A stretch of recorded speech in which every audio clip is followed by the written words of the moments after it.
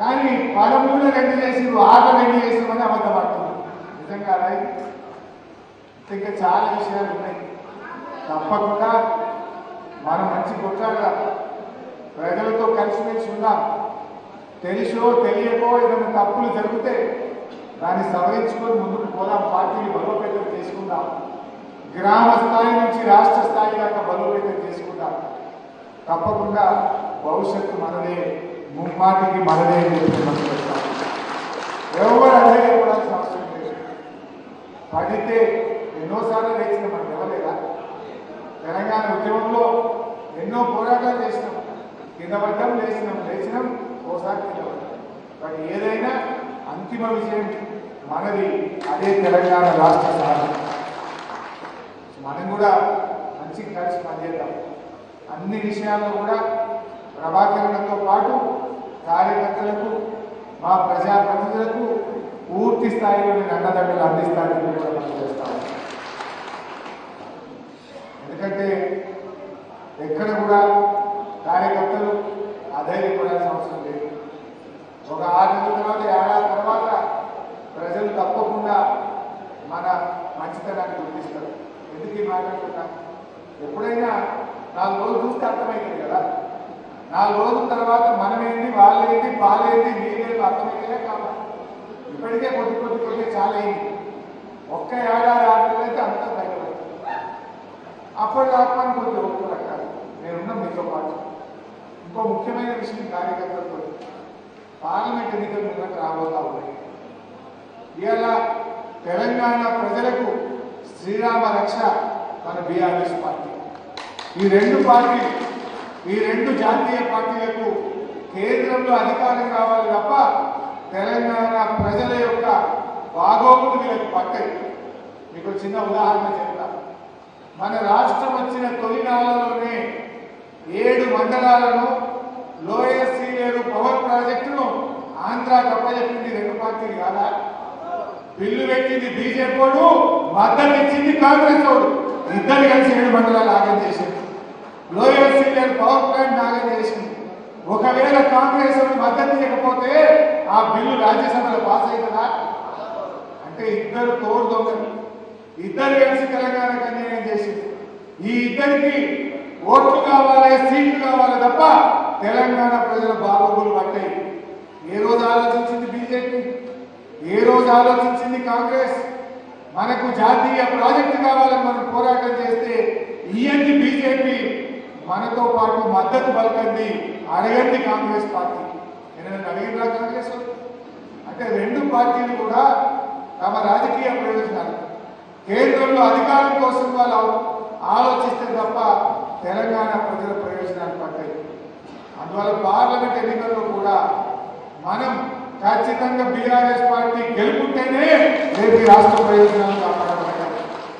రేపు ఢిల్లీలో గొంతు విప్పాలన్నా, రాష్ట్ర ప్రయోజనాలు కాపాడాలన్నా, రాష్ట్ర హక్కుల కోసం పోరాడాలన్నా అది బీఆర్ఎస్ అనేది మాత్రమే చేయగలుగుతారు. ఎందుకంటే మనం చూసినాం, బీజేపీ మనకు గిరిజన యూనివర్సిటీ అన్నారు, ఇప్పటికీ చేయలేదు. అదేవిధంగా మన వరంగల్ కోచ్ ఫ్యాక్టరీ అంటే ఇవ్వలేదు. ఈ రకంగా బీజేపీ మనకు అన్యాయం చేసింది. మరి కాంగ్రెస్ కూడా బీజేపీకి అడుగులకు మడుగులకి తప్ప మన పోరాటంలో ఈ రోజు కూడా కలిసి రాలేదు. ఇవాళ రేపు భవిష్యత్తులో మనం ఎక్కువ ఎంపీ సీట్లు గెలవాల్సిన అవసరం ఉంది. బీజేపీకి మనం బుద్ధి చెప్పాల్సిన అవసరం ఉంది. కాంగ్రెస్ పార్టీ కూడా గుణపాఠం చెప్పాలి. ఎందుకు? నువ్వేమన్నా అన్నో ఒక్కటనే చేసినావా? 9 తారీఖు 2 లక్షల రుణమాఫీ అన్నావు. పార్లమెంట్ ఎన్నికల లోపు నువ్వు 2 లక్షల రుణమాఫీ ఇచ్చిన మాట ప్రకారం చేస్తేనే నేను ప్రజలు నమ్ముతారు, లేకుంటే నమ్మరా? నువ్వే చెప్పిన 9 తారీఖు ఇస్తాను. రేపు పార్లమెంట్ ఎన్నికల్లో నువ్వు ఓటు అడగాలంటే 2 లక్షల రుణమాఫీ చేసినాకనే కాంగ్రెస్ ఓటు అడగాలి. 4,000 ఆసన పెన్షన్ ఇస్తేనే నువ్వు అడిగే హక్కు నీకు ఉంటుంది. బోనస్ ఇచ్చినాకనే నీకు పార్లమెంట్ ఎన్నికల్లో ఓటు అడిగే హక్కు ఉంటుంది. నువ్వే చెప్పినావు, ఇస్తానని చెప్పినావు, డేట్ నువ్వే చెప్పినావు, చెప్పి ఓటు వేయించుకున్నావు కనుక ఇచ్చినాకనే రేపు పార్లమెంట్ ఎన్నికల్లో ఓటు అడిగే నైతిక హక్కు కాంగ్రెస్ పార్టీ. ఈ విషయాలలో ప్రజల్లో మనం కూడా చర్చ పెట్టాలి. ప్రజలు ఆలోచిస్తారు.